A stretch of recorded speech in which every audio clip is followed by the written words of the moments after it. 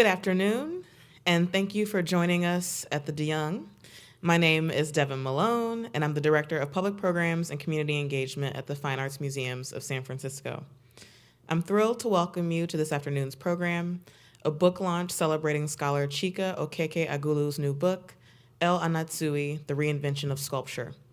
The program will begin with a presentation by Chika, followed by a conversation with Natasha Becker, Curator of African Art at the Fine Arts Museums of San Francisco, and an audience Q&A. To share more about our speakers, Chika Okeke-Agulu, an artist, critic, and art historian, is Director of African American Studies and Professor of Art and Archaeology in the departments of African American Studies and Art and Archaeology at Princeton University. He is co-editor of Inca, Journal of Contemporary African Art, and writes the blog Ọfọdunka. His books include Anatsui, The Reinvention of Sculpture, African Artists from 1882 to Now, Yusuf Grillo, Painting, Lagos, Life, and Obiora Udechukwu, Line, Image, Text. His writings have appeared in the New York Times, Artforum, Guardian, October, Huffington Post, South Atlantic Quarterly, Art Journal, and Parkett. His many awards include Honorable Mention, Arnold Rubin Outstanding Publication Award, the Arts Council of African Studies Association, the Melville J. Herskovits Prize for the most important scholarly work in African studies published in English, and a Frank Jewett Mather Award for distinction in art criticism. He is a fellow of the British Academy and a 2022-2023 Slade Professor in the Department of Art History at the University of Oxford. Natasha Becker is the inaugural Curator of African Art at the Fine Arts Museums of San Francisco and oversees the permanent collection of 19th and 20th century art from West and Central Africa. In her work at the museums, she develops new curatorial concepts, acquisition strategies, and special exhibitions that interpret the African art collection as a living and evolving culture and practice. This is a great opportunity for me to plug her upcoming exhibition, Lola Amira, Facing the Future, which opens December 17th of this year here at the DeYoung. Please join me in welcoming today's speakers, and thank you once again for joining us.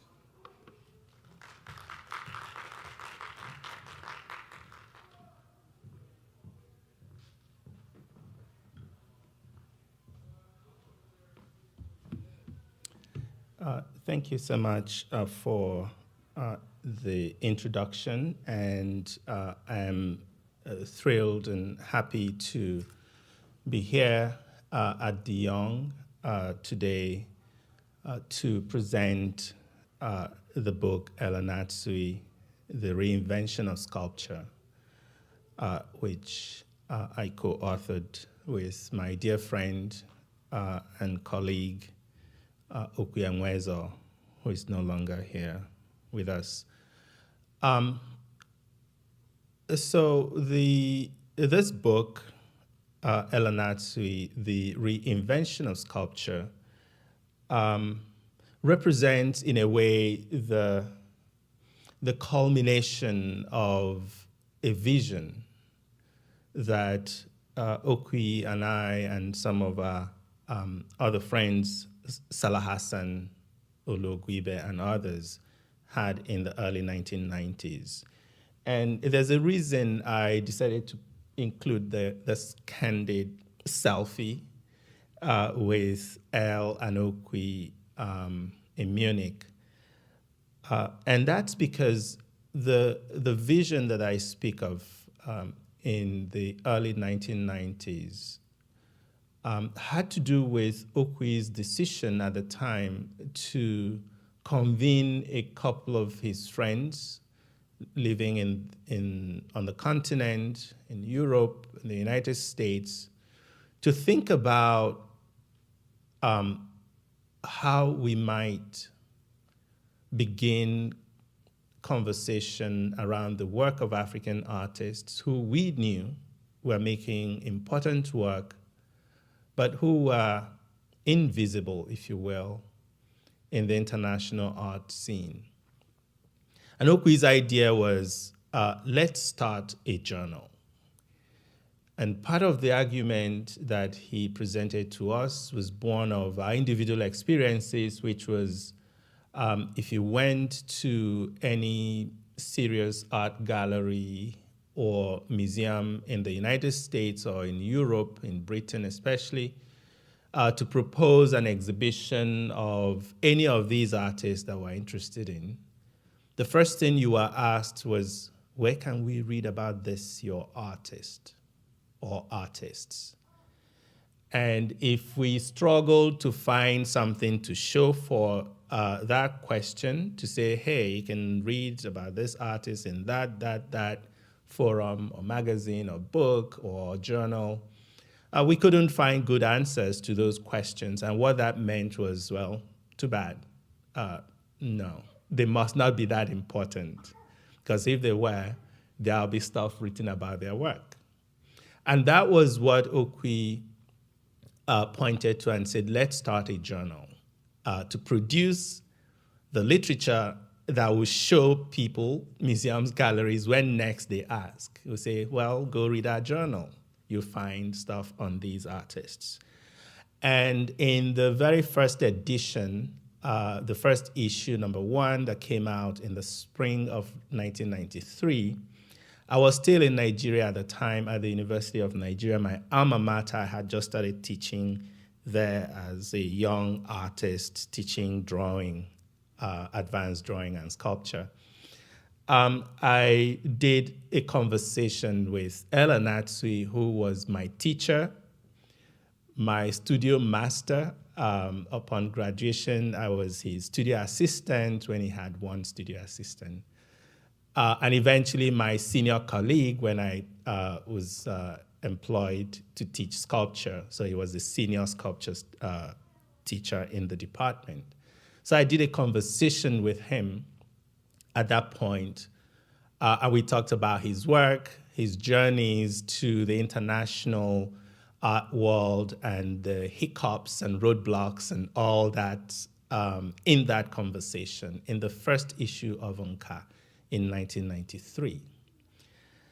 And of course, over the years, the journal survived.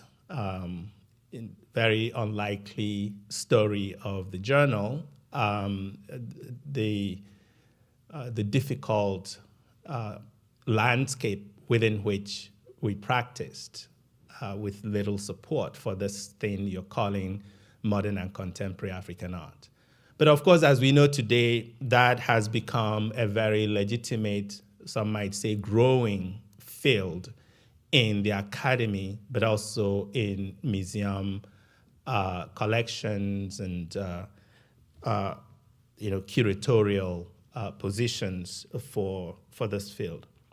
So when Okwui and I came together again after many projects, exhibitions, books, and all whatnot, to now move to the next level, which was now that we've done these big survey exhibitions with very important publications, which was not by mistake. We always insisted because we knew the challenge we were facing, that any exhibition, small or big, must have a very substantial catalog, because the point was not just to show the work, but to produce knowledge around the work for those who are looking for those kinds of resources in order to decide whether to back those artists that we work with.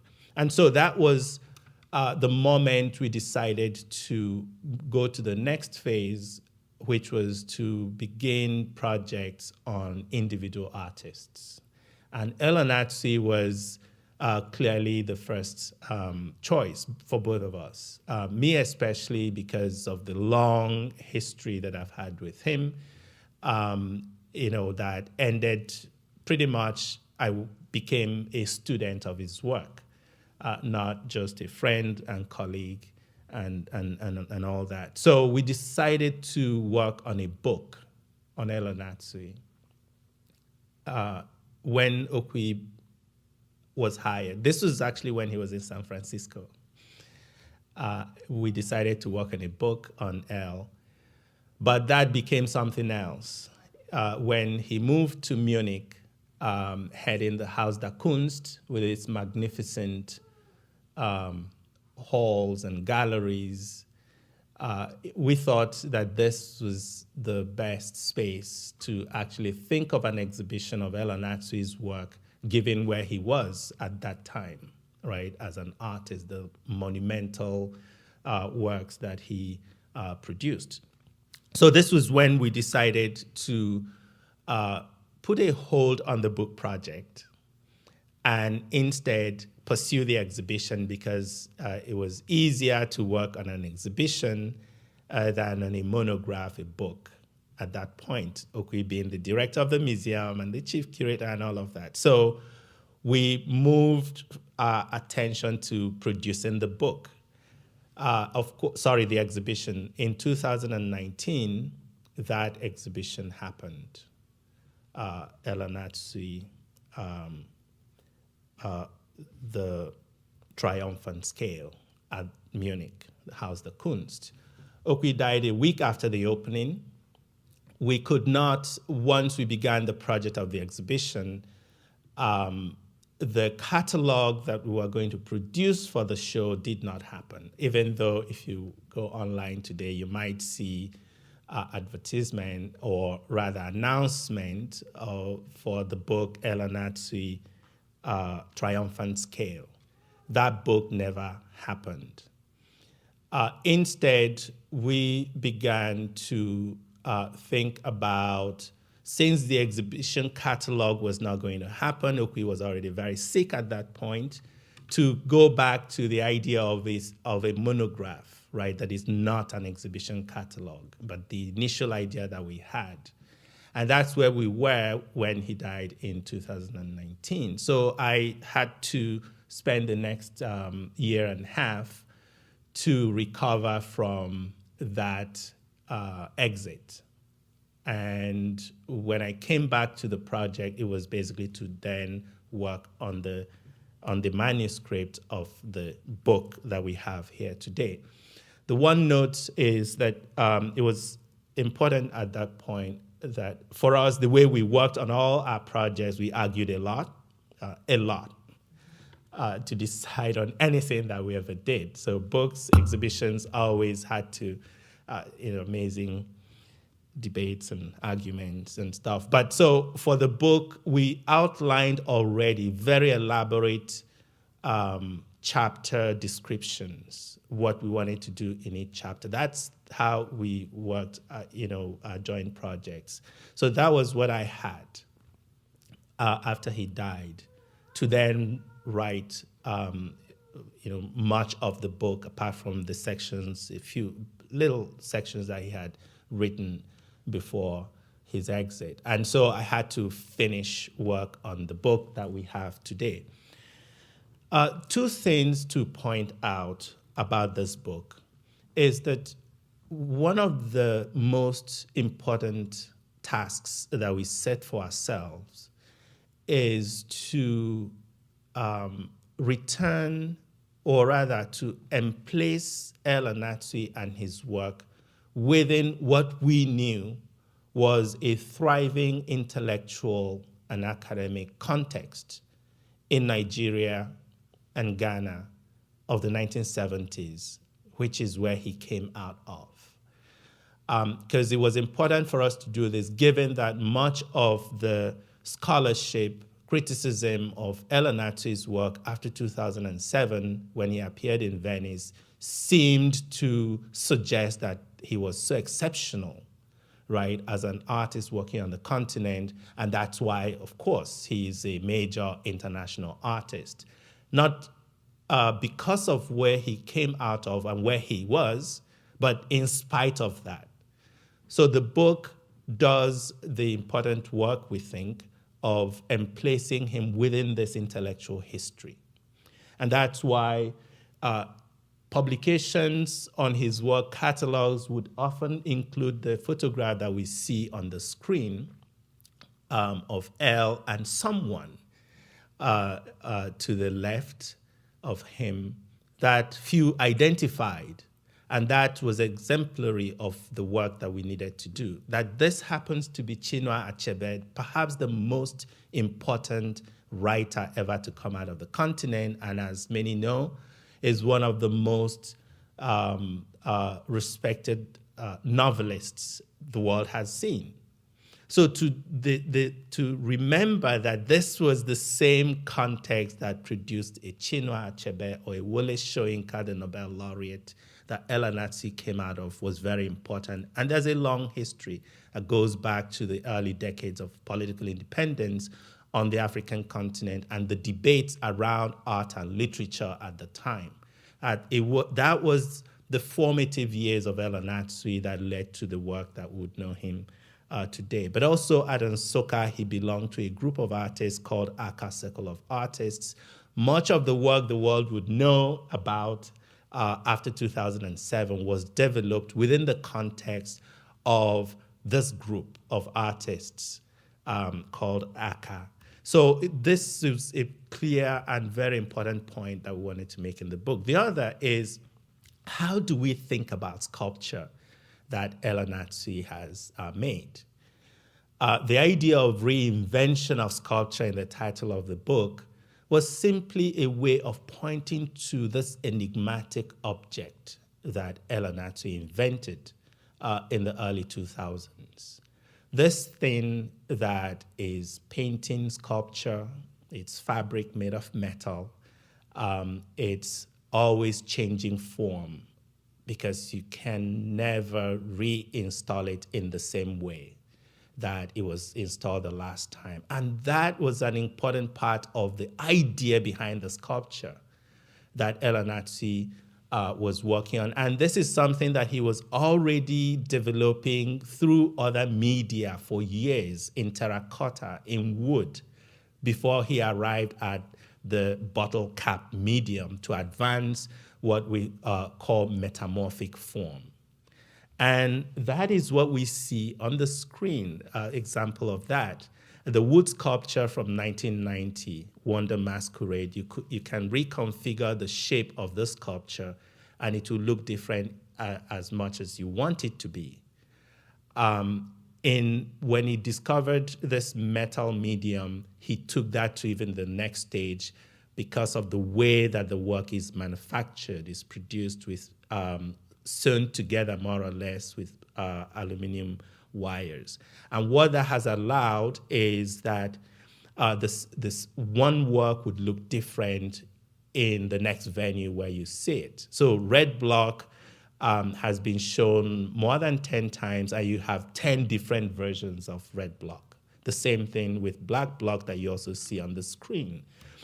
Gravity and Grace is even wilder, if you will, more restless if you look at the many occasions that it's been installed, that you would wonder, is this then the same work, right? If you described it in 2007, would the description of the work in 2012 be the same? And if it is not the same, what does that do to art historical writing, right? This is not an accident, as we know that Anatsui was exploring certain aspects of African philosophies at the time about the indeterminacy of time and existence, of the cyclicality of life that is captured in popular phrases like no condition is permanent, who knows tomorrow, about the precarity of time and life. And that this philosophical concept is what he was pursuing in his sculpture. And so thinking about form that arises out of an inquiry on life and time is what was important to us to establish, rather than the insistence, over-insistence on the magnificence, right, and the scale of the objects that he has developed. I'll stop at that because I know that Natasha and I will continue this conversation shortly, but I wanted to lay out two of the more important things to take away when you actually get to read and see the book. Thank you.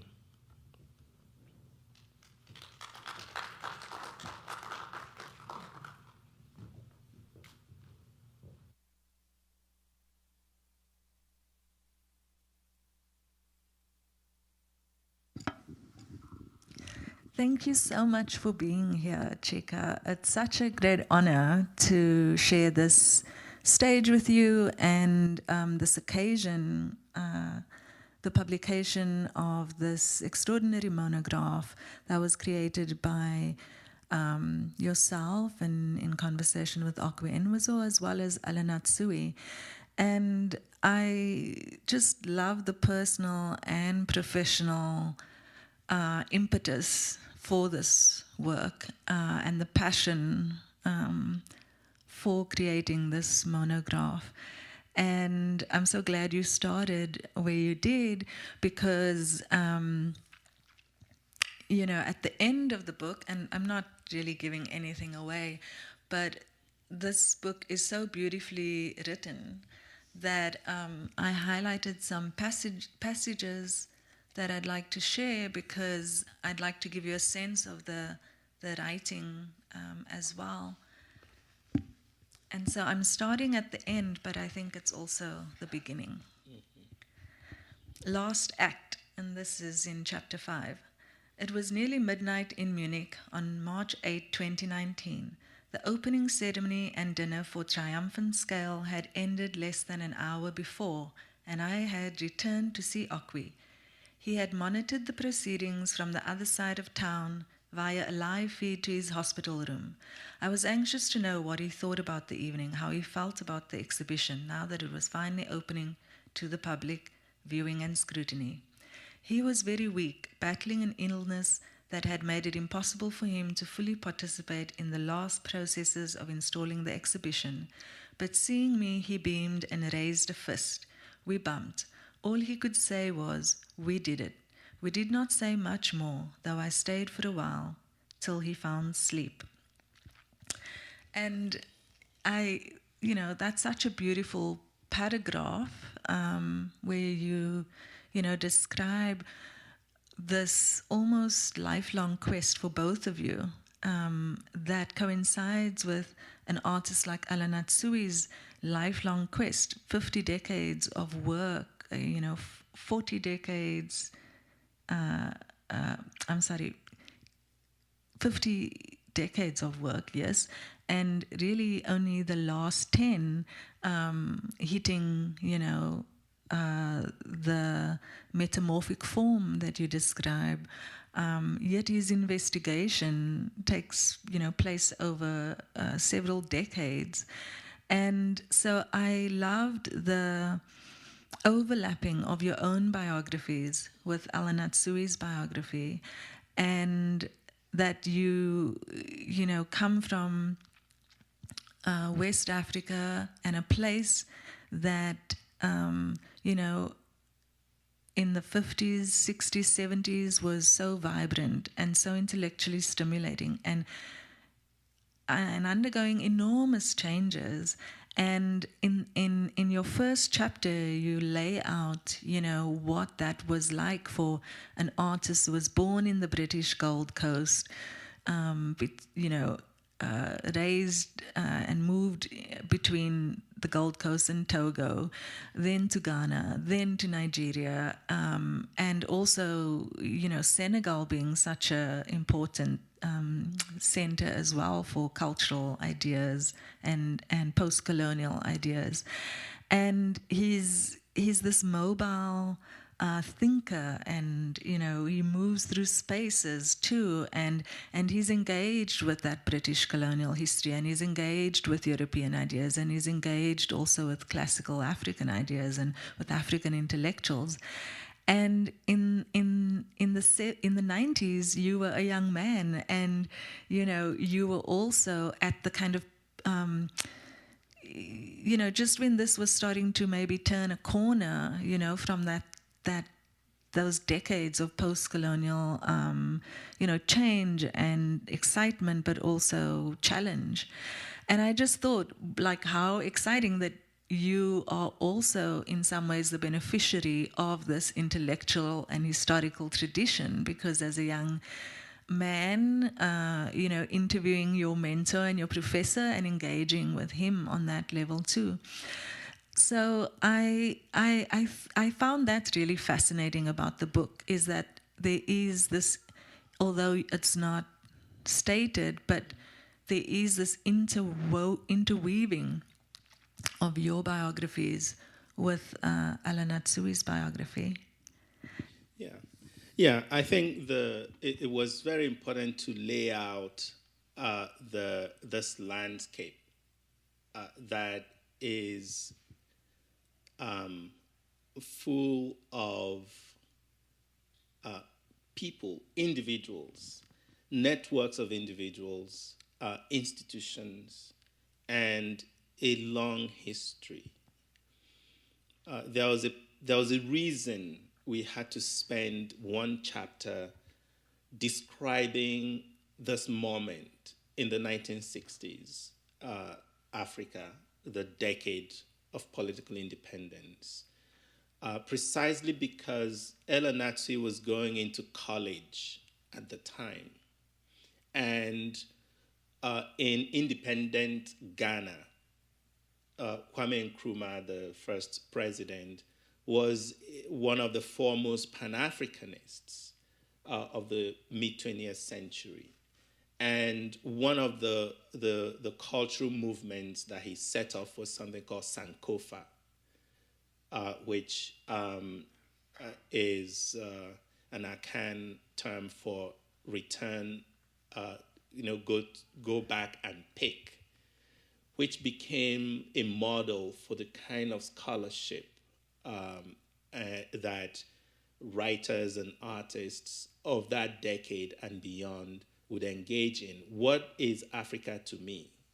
What is tradition?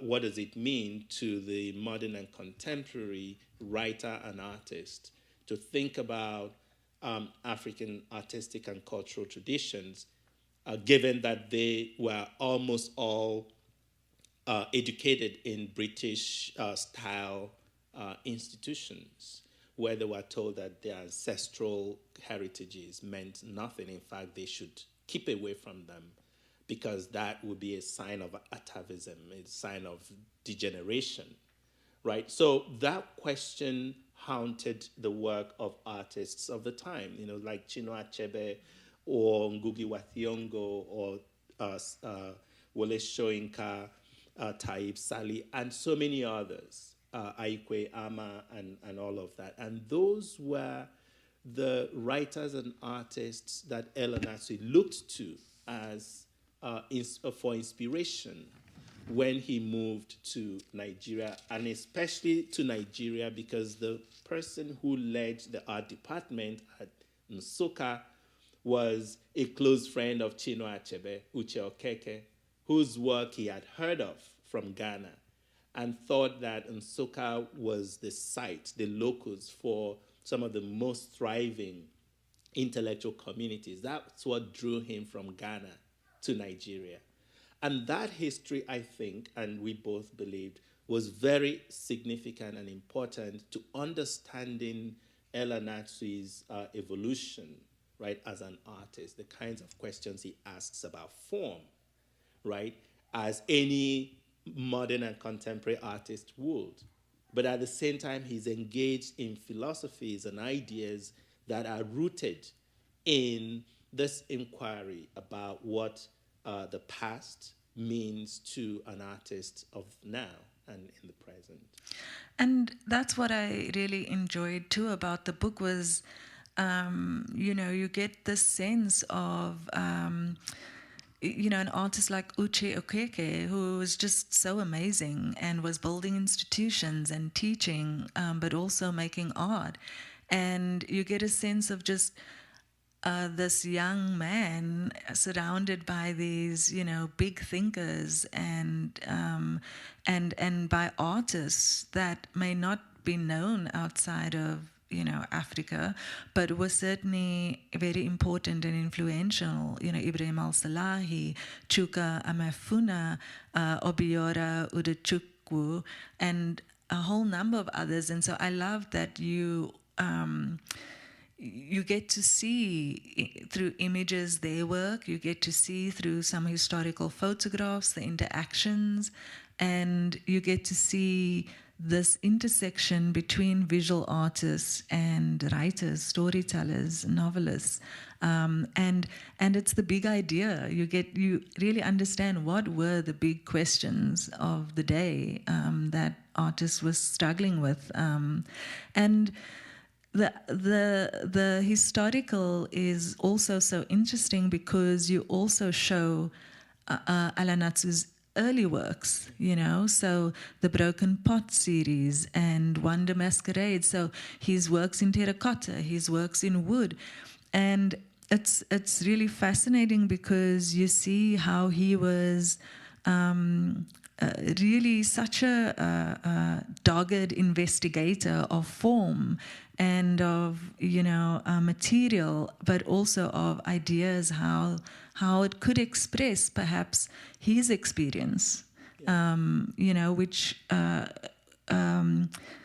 in relation to some of the other artists and writers that he's surrounded by, you also get a sense that the experience of post-colonialism was so different and refracted through different people in different ways. And he was trying to find a way that would reflect his experience, Yeah.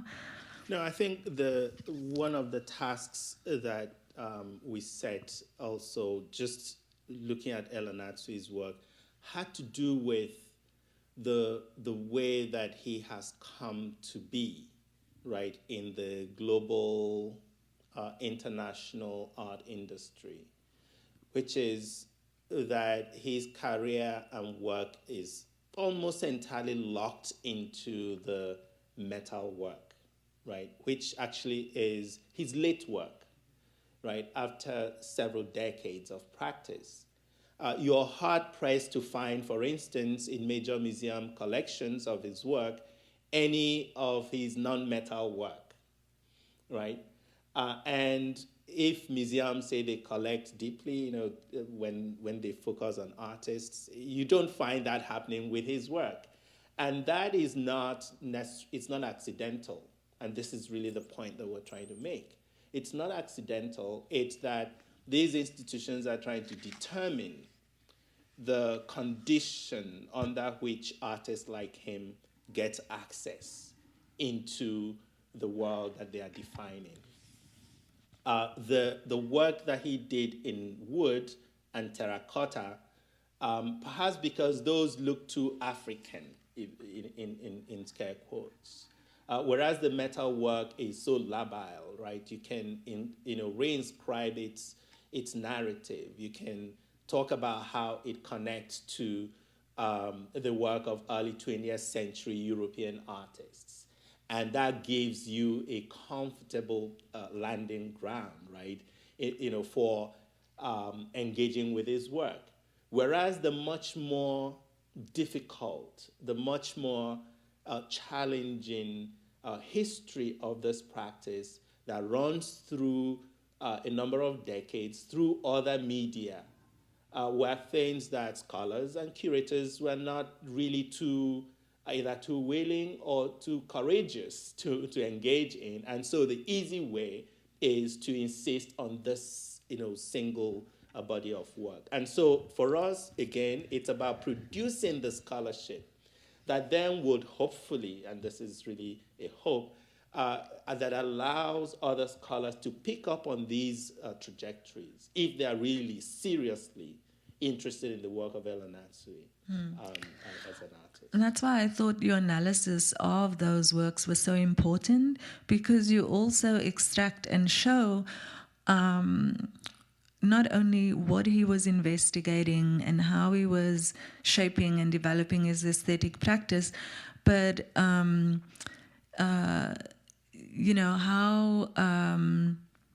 elements that were already the seeds of what became the most well-known works were already sprouting through those practices as he was developing and honing his aesthetics as a sculptor. But what I also thought when I saw the broken pots, I sort of laughed a little out loud, because I thought Ai Weiwei was doing the broken pots, in the 2000s, and Anatsui was already exploring that relationship between tradition and the moment, the contemporary moment that he was in, by fragmenting, this form that has this important history in Africa, the form of the pot and the terracotta and clay, and here he was already challenging that formal structure as well, but also trying to find a way to respond to that moment of fragmentation that was being experienced within the cultural milieu. And it's such a metaphor as well for that moment and for that tension, between the past and the present. Yeah. No, it's really fascinating, and I'm glad you bring this up, because when you look at the terracotta work, this was the first major body of work that he produced when he moved to Nigeria in 1975. And what has now been part of the literature on this series of work in terracotta is that Broken Pots itself was the title of a book of poems by one of his Nsukka colleagues, Osi Enekwe, who produced this book of poems in response to post-colonial Nigeria, right, that has suffered a civil war from 67 to 70, and the fragmentation of the hopes and dreams of those artists and writers, but also the citizenry, right, of many African nations that were so hopeful about the meaning of political independence. But through the wars and dictatorships and so forth that took over, within the decade of political independence, and in the case of Nigeria, the Civil War, the fragmentation of both the imaginaries about African futures, but also senses of self, right? The post-colonial self. These were captured in this collection of poetry, right, by Osi Enekwe, that then inspired Anatsui's exploration of the broken pottery form as a sculptor. That in itself connected to a very long tradition of the Ewe people, from which he comes, right? Because for them, terracotta is very much a key part of their history, and we don't have time to go into the depths of that, but the combination of different trajectories. So here he is in Nigeria reflecting on the histories, political and migration histories of the Ewe people, and at the same time confronting the realities of the present, the African post-colonial present, through the work of Osi Enekwe as a poet that gave rise to the fragmentary form, right, of his terracotta sculptures.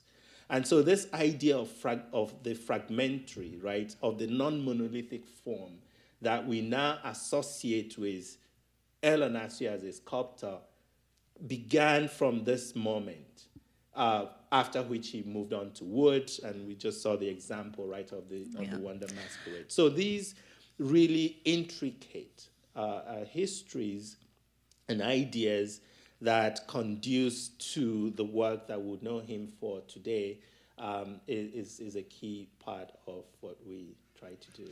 And the wood sculptures too. I mean, you see that idea of the fragmentary being carried over into that form, but you see this language of the symbolic also, again, reappearing with the Adinka symbols, but also, I thought from the minute he puts those wood slats up on a wall, like, that's it. That shift from the three-dimensional freestanding sculpture, and even those were quite complex, right? To then putting that sculpture on a wall was going against a whole tradition of classical African sculpture, which, you would never see that, even if you saw an ancestral screen that might have some sculpture and resemble some kind of framework. That was certainly, the idea of kind of really breaking with tradition, wasn't there. But I just thought that was so radical, to take a freestanding three-dimensional sculpture and put it on the wall, but then to invite also, again, the movement, inviting people to be able to move the slats. And of course, I know many people didn't get this or understand that they could touch the work and move the slats around. But you already see, again, this, transference of this wanting to get to something that can be metamorphic, that can change form, that can be almost like a mirror and a reflection, you know? No, I think the one thing that we also needed to put on the record, if you will, is this very idea of the work of art that needed and needs to change form anytime it's reinstalled without instruction from the artist. I think this is really key to Anatsui's work. It's not like the work of other artists, right? And we, of course, make connections between that and, other artists who've worked with, like Saul Lewitt, right? Who has made work, his drawings that, are different each time they're installed. But he gives you instructions, right? Very specific instructions on how it is to be deployed and installed. Anatsui does not give you that. What does that mean for curators, right? And we've seen curators struggle mightily to deal with this, terrifying freedom, if you will, that the artist has given you. But what he does, what he is aiming at, is that he is insisting on the work being recreated each time, not just reinstalled, and therefore ceding that authorial, right, power to who next will take charge or hold of this work, probably the owner of the work or the curator who is to install it the next time. Right, and so this is very important because for him, and he says this quite a bit, that the work of art in his own scheme is like a child, right? If you remember the mantra, it takes a village to raise a child, right? And he, this is part of what he's getting at, that the successive numbers of curators that would ever reinstall these works will create anew the work each time that they are reinstalled. And that's what we did in the book. And this was one of the most difficult parts of getting this book produced, is that we went back to collections, museums that own his work, to actually try to get photographs of the installations of the work at different venues. Most of them were like, why are you asking for that, right? Because if you ask De Young, let's give one instance, for an image of their Anatsui work, it's one image that would circulate, right? The one professional image that was taken of the work when he first came into the collection, even though it would have been reinstalled several times, right? So when you try to get as you can see from the slides that I showed, they look very different depending on how ambitious the curator is. You can turn it upside down, you can, slant it on the wall, touch the floor and all of that, giving audiences completely new experiences, right, of the work. But trying to document these lives, if you will, of the same work was very difficult, right, to get to see how this work looked at different venues. And then to pose the question, how can you say that it's the same work of art? If not that you think about it as a living object in the way that you cannot present my kindergarten photograph, to the FBI and hope that they'll catch me, right, as a professor at Princeton, right? You have to find successive images to actually see how this boy picture became this adult picture of the same person. So that kind of historical work was important to us. It was very difficult trying to trace and find these images, but I think thankfully we succeeded to a large extent in capturing these evolving, right, if you will, physical form of the same object over time. Yeah, absolutely. And that's one of the biggest revelations in the book, of course, is, seeing how this idea of, no condition being permanent, seeing, of course, we know about his material explorations, that he was always exploring materials and how we came across the bottle caps and experimented with those. But then the culmination of 30 decades of exploration and investigation, culminating in these works, and the photographs of the different installations of the same work are very effective, I thought, and very interesting too, because I found myself asking, which one do I like the most, and naturally sort of picking out, I like the way that one is installed there, and I like the way this one is installed there. And it is quite intimidating because to have that kind of, like you say, terrifying freedom, because, as you know, the Anatsui in the De Young's collection, Harvard 2, was acquired in 2004, and it is a work from 2004. So actually the museum acquired it really at the time that it was made, which is very exciting, and it's one of the earliest works of this scale. It's large, it's really huge, and when we discuss, installations of this in the gallery, the discussions are always around the height of the ceiling and the height of the floor, so that the artwork doesn't touch the floor, Yeah. and then now I can point to the chapter and say, we are actually allowed to be more playful and with the sculpture, so I think that's such a huge revelation, and to have it so well documented and described in the book is just so important for understanding his work.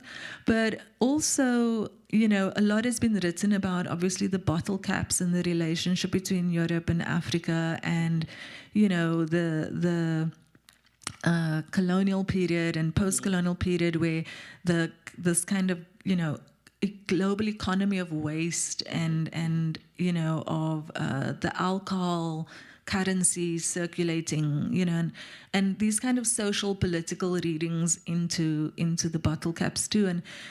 But what I think is there's so much abstraction that, again, we see in the wood sculptures. You see his fascination with abstraction.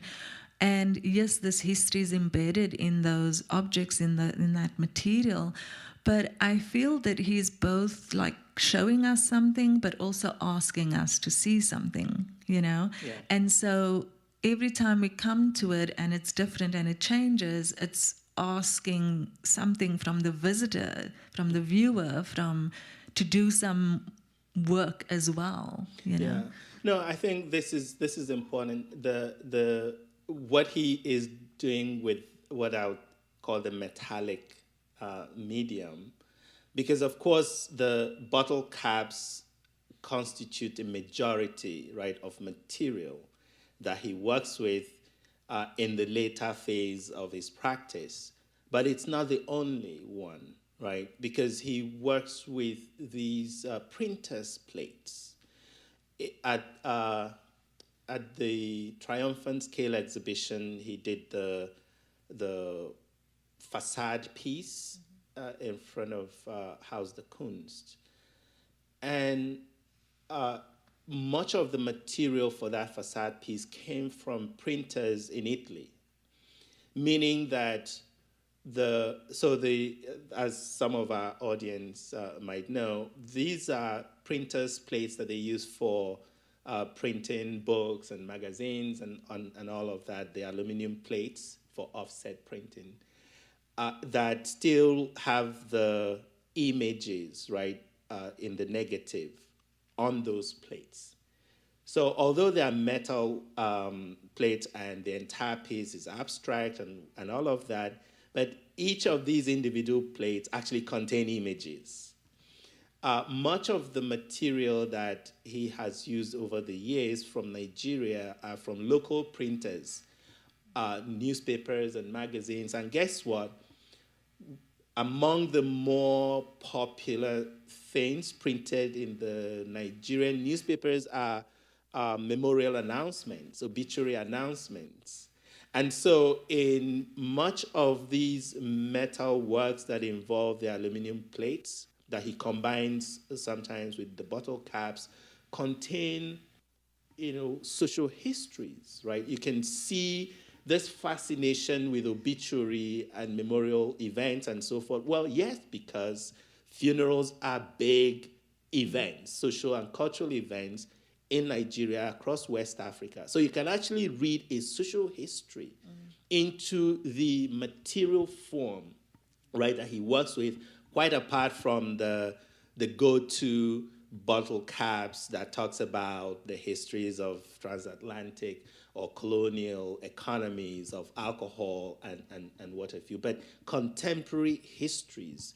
You look at the stuff that came out of Italy, it's scientific journals, it's botanical publications and artistic catalogs and so forth. And yet the entire piece is, of course, inexorably abstract. And yet when you come close to the individual elements, you begin to untangle, right, textual and imagistic references to social, cultural history of the place where those metal parts came out of. So there's a lot more complexity to what he's doing with the medium, right, with the material out of which he fashions these objects. And it's important for us to pay attention, right, to that. As much as we also, in the book, we avoid the use of the term recycle, right? Because that has been another go-to concept that curators and writers were insisting on, as if to say, well, he's involved in, the contemporary practice of recycling and environmental interest and so forth. He is, but in a different way. One of the things we did in the book is to look at two of the most important works that he had done in the wood and metal medium. One was Erosion from 1992, I believe, or 1993, that he produced in Brazil during the First Earth Summit. That was the first time the world gathered together to discuss climate change. And he was one of the few contemporary artists chosen from all over the world to participate in an artistic workshop around climate change. And he produced this work called Erosion. It's the most monumental wood sculpture he ever made. And what he did in that was to carve very intricate motifs all over the surface of this, huge log of wood. And when he finished, it took him weeks to do that. When he finished this elaborate, really amazing design, he used the chainsaw to cut up the entire surface, right? And so what you see now, that work is at the Smithsonian, the National Museum for African Art. What you see is the passages of incredible beauty, right, that still remained after the chainsaw had ravaged this wood. And that work is called Erosion. That was his comment on climate change and the devastation of cultures. So it's not just erosion in terms of climate change, but the cultural erosion. These two elements, these two understandings of climate and the landscape is important to his work. The last work we had in the show, the most monumental outside of the facade piece, was a work that he created for the exhibition again, looking at this idea of the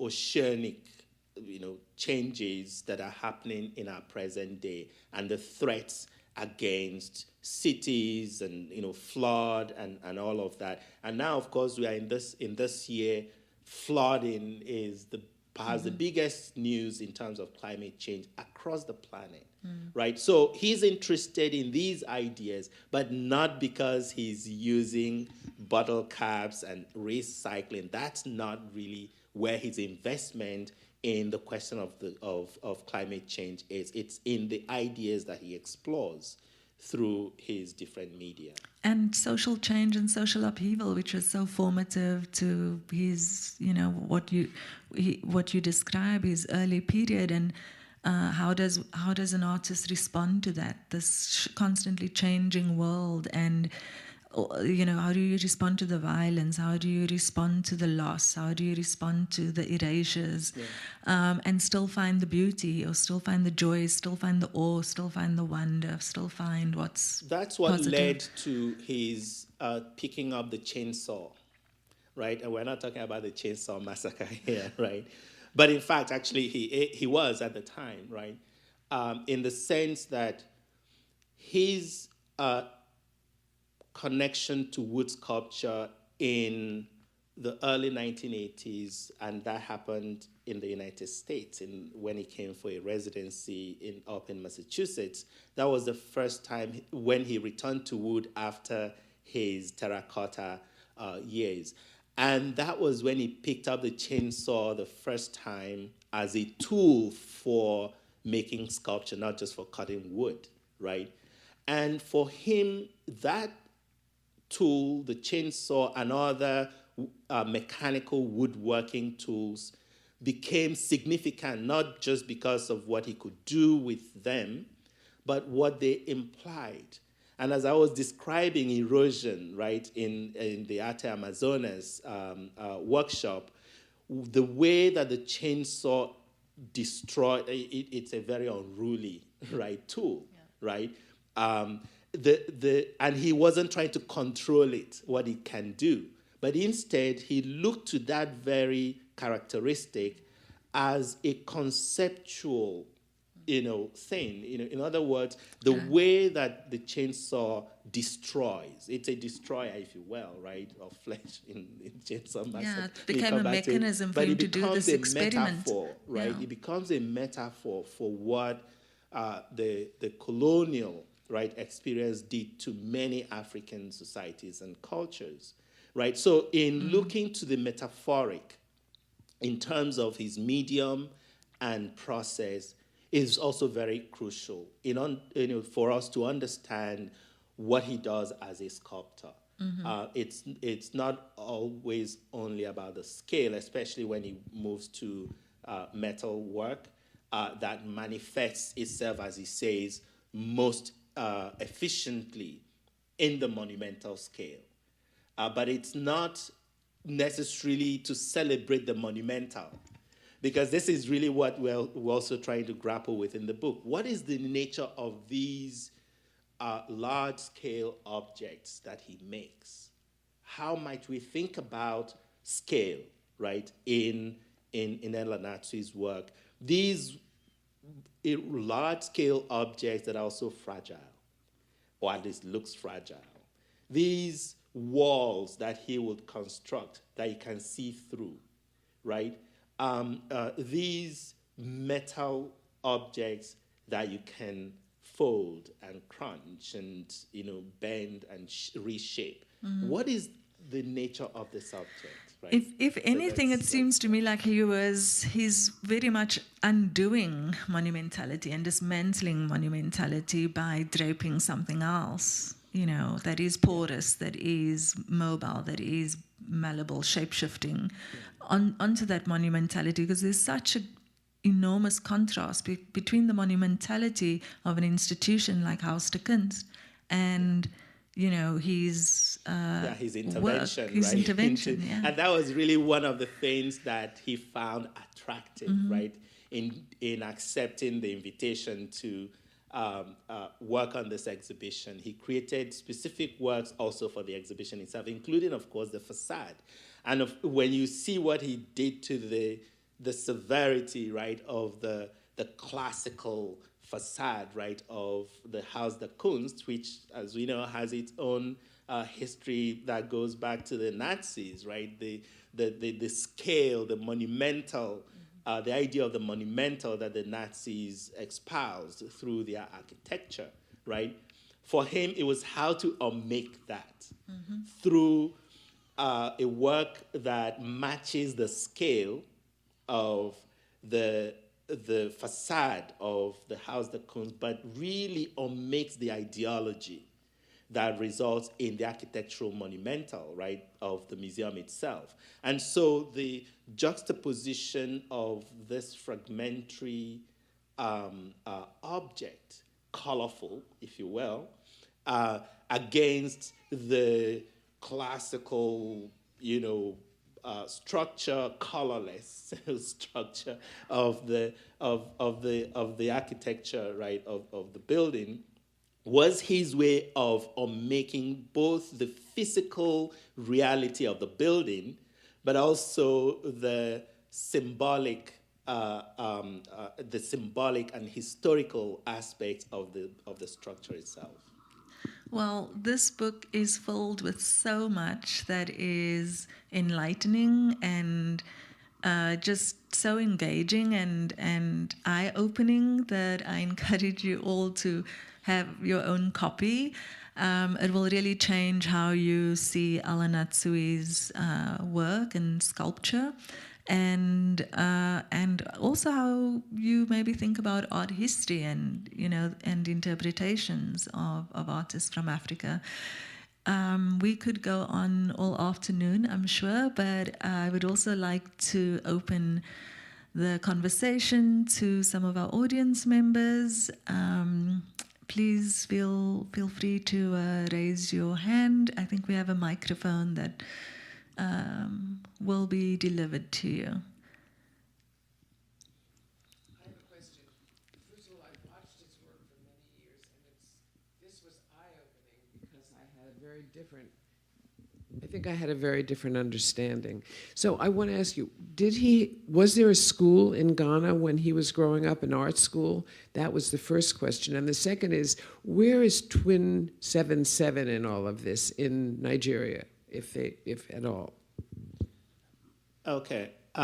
Yes, there were a couple of art schools in Ghana at the time, which is where he went to school. He trained as an artist, right, and taught in one of the art schools there before he moved to Nigeria. So there were art schools in Ghana.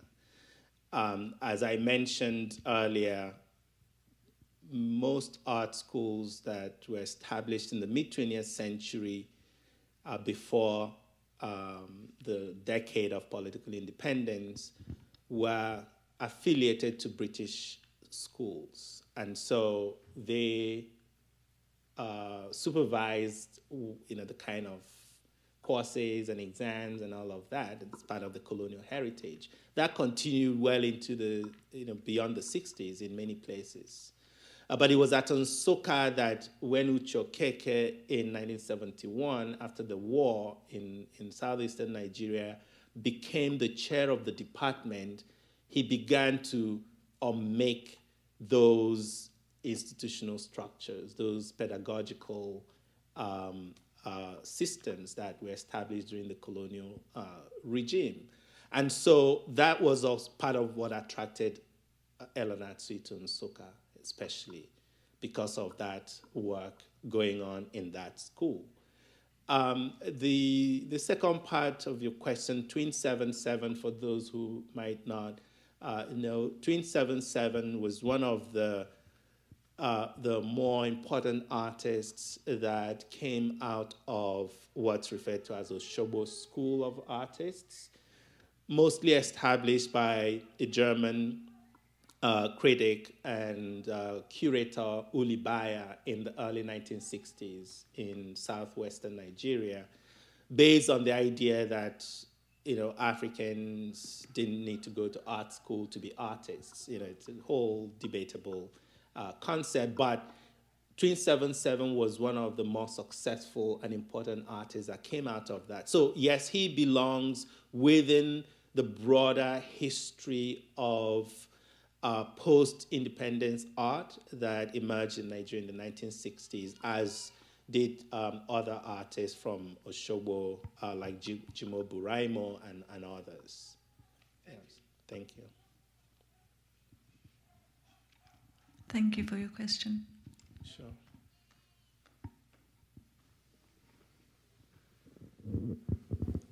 Thank you so much for a wonderful journey through various media and history of El Anatsui. I wonder if you could put on your forecasting hat, in that you've taken us through fragmented pots and wood sculpture and now the metal. It's certainly been the metal that has brought him the great success.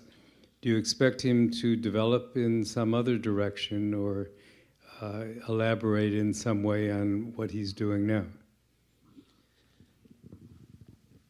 Well, I'm not in the weather forecasting business, right? But as Elle will tell you, he's always returning. So he never actually leaves a medium, right? He frequently returns to the media he had worked with in the past, but rethink them based on experiences of other media. So in recent years, some of his really most fascinating work is in wood in the last 2 years. But again, this has not been part of the conversation, right? Because of what I've been describing as a fascination with a medium that allows for global, international, whatever, actually linking it to Western art history. But he has returned to wood, but you can clearly see that it's not the wood of the 1990s or 1980s. It's wood, it's an aesthetic that could not be possible without his journeys through metal, right? So I have no doubt, and even if actually you look at what he's done with the metal work, from the late 1990s, but especially early 2000s, he's developed an amazing array of language, right, even within this medium. And as I was pointing out, he's worked with different kinds of metallic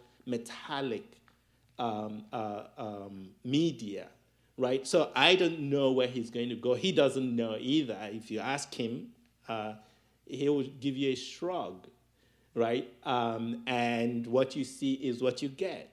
But I have no doubt that as he has shown over the decades, he's a very restless and inquisitive artist. He's not one that settles on a medium, is successful, and then that's it, right? Because what's driving his practice is the constant questioning of his process and material more than anything else.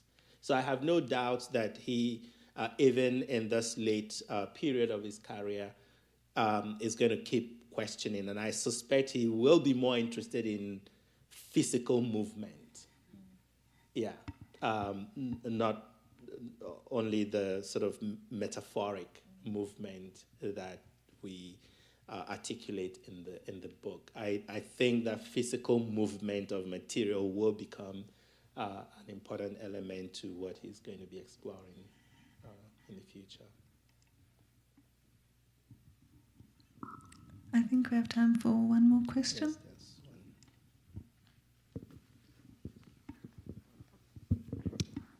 Thank you. Thank you so much to you both for such an interesting conversation. Sorry, I'm losing my voice. I have a question about institutions and ways in which they shape the career of artists in general, and Anatsui in particular in this case. I think you mentioned either in the talk or in our chat before the talk that the De Young was one of the first art museums in the US to buy his work. You mentioned the Smithsonian also has his work.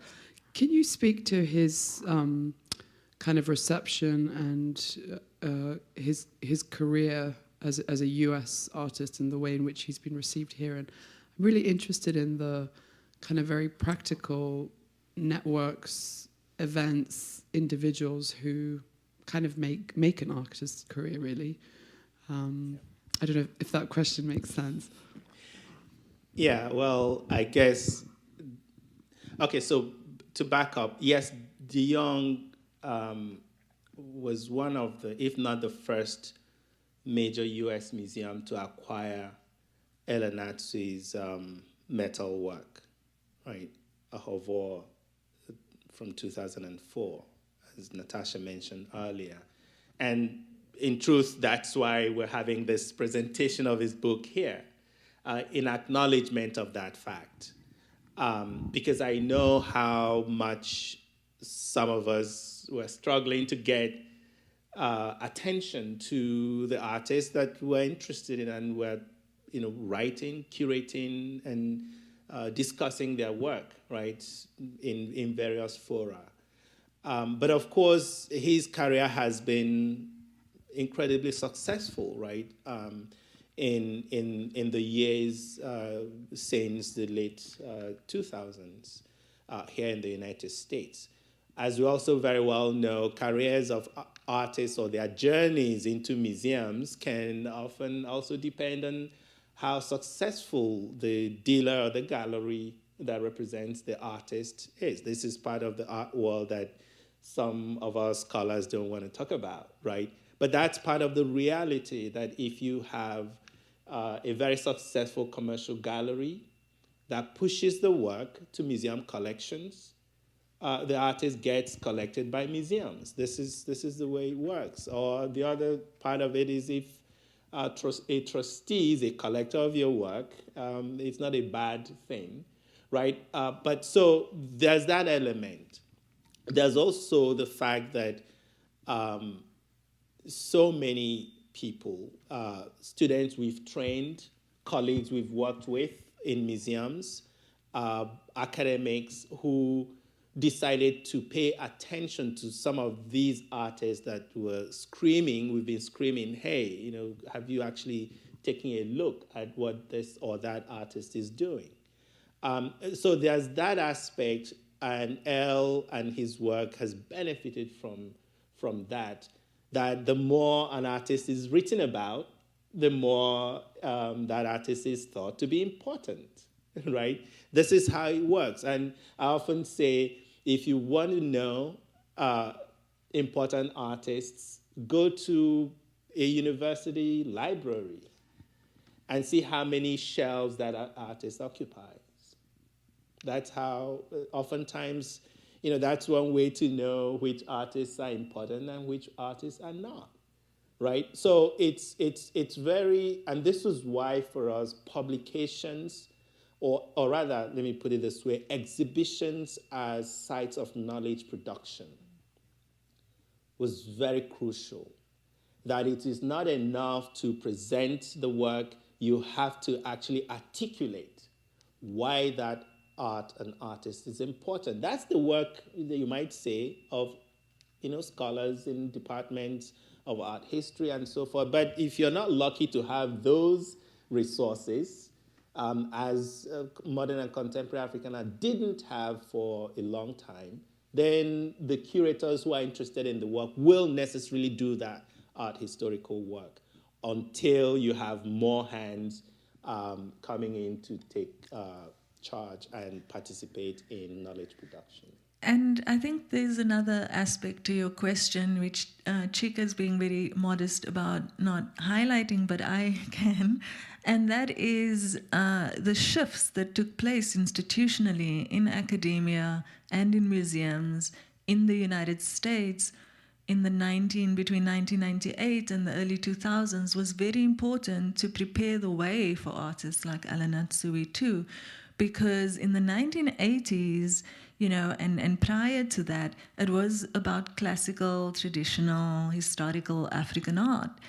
And, this idea that even art from the 19th and 20th century, classical, traditional, that was being produced in the 19th and 20th century could be seen as modern, was a challenge. It was not thought about in that way. And so when you look at the historiography, that shift to thinking about modern African art, is, when Okwui Enwezor curated the second Johannesburg Biennale, that made a huge impact. It opened people's eyes to the fact that the word contemporary can be actually, applied to Africa and can exist in an African context.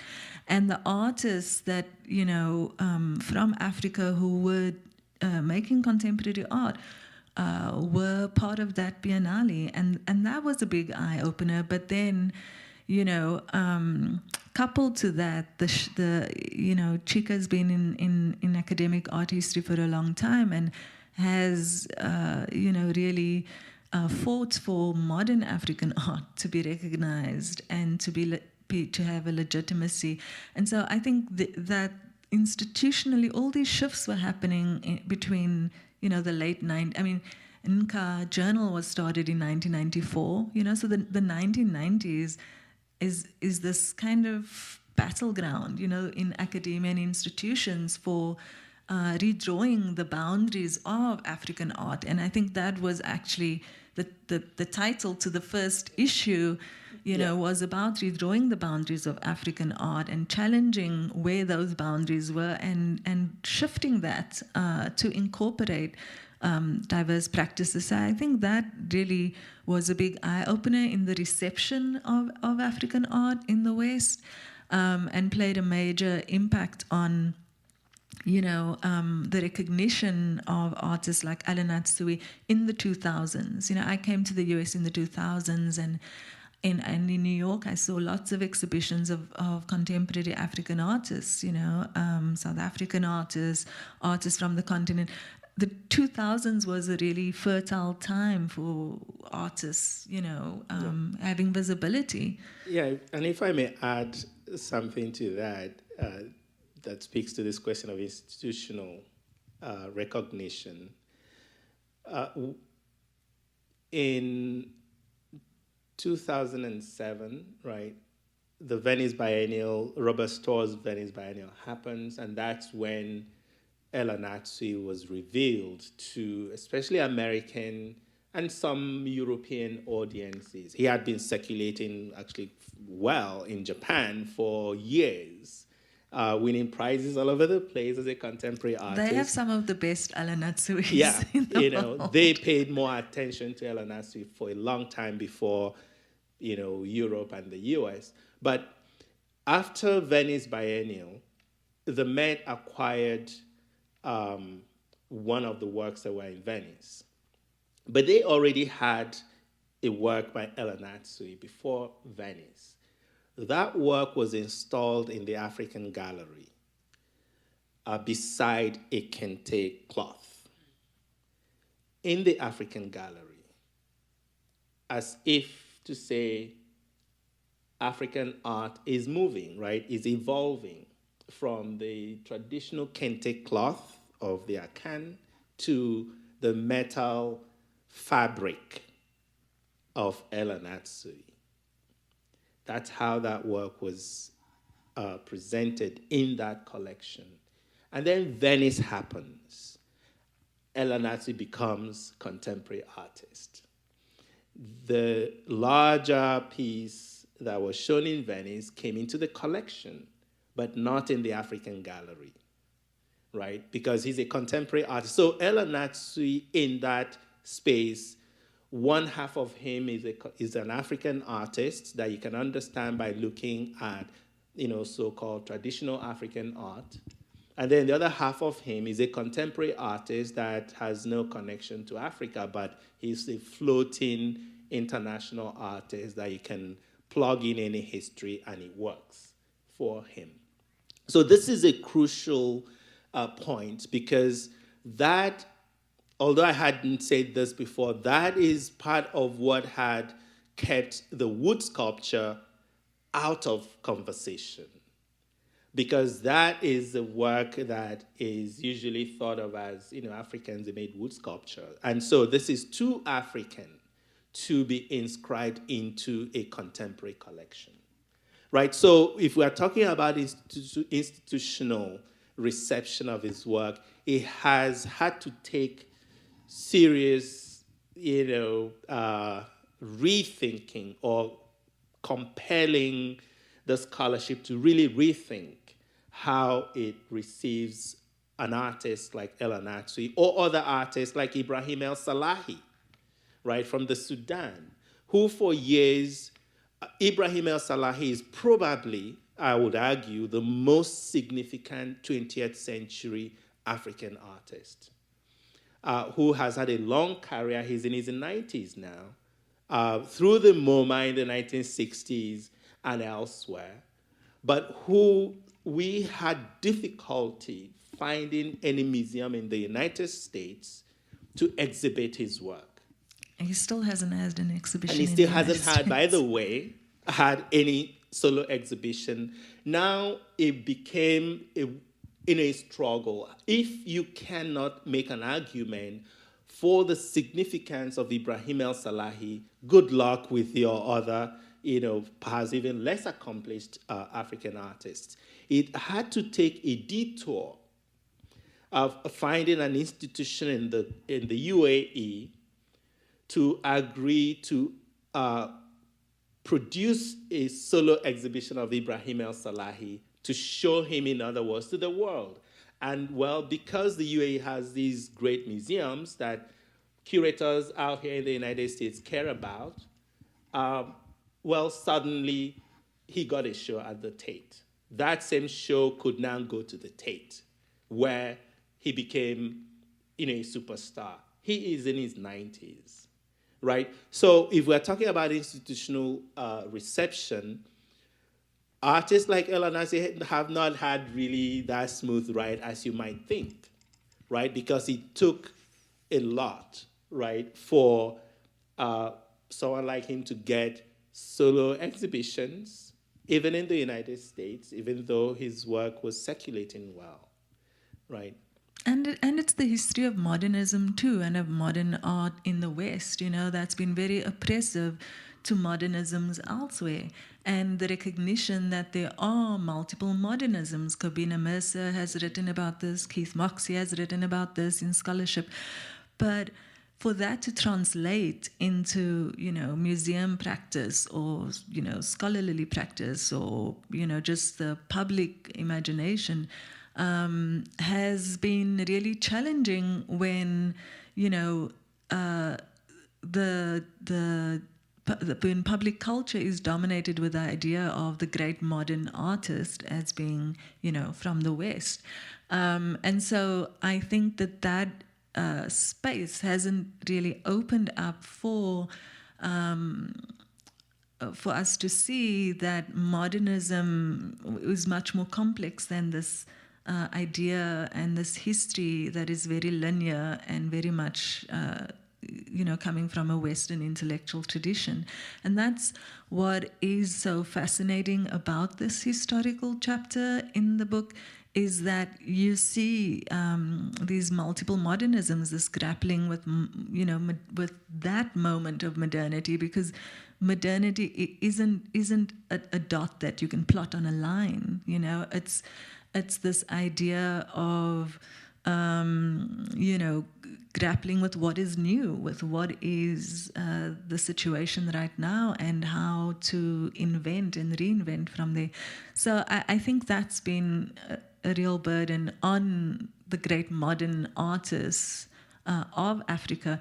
I don't think a single modern artist from South Africa has been shown in the United States, maybe in group shows, etc.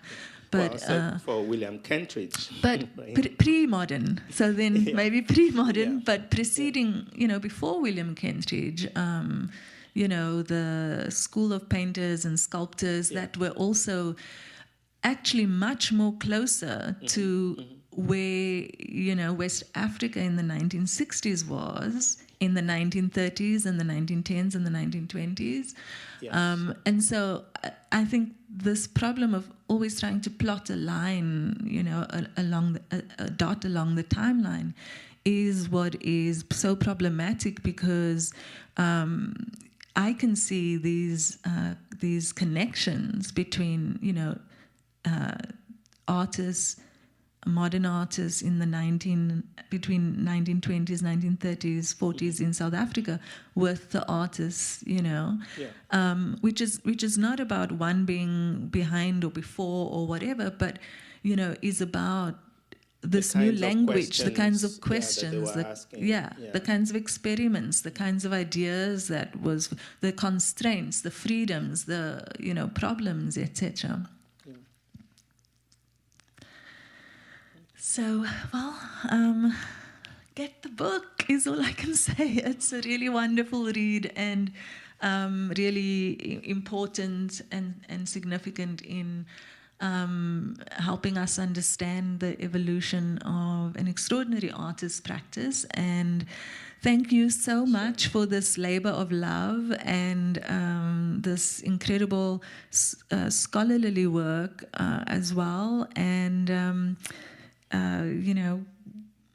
we thank Okwui Enwezor as well in his absence too for his work in always championing African artists. Thank you. Thank you all for being here.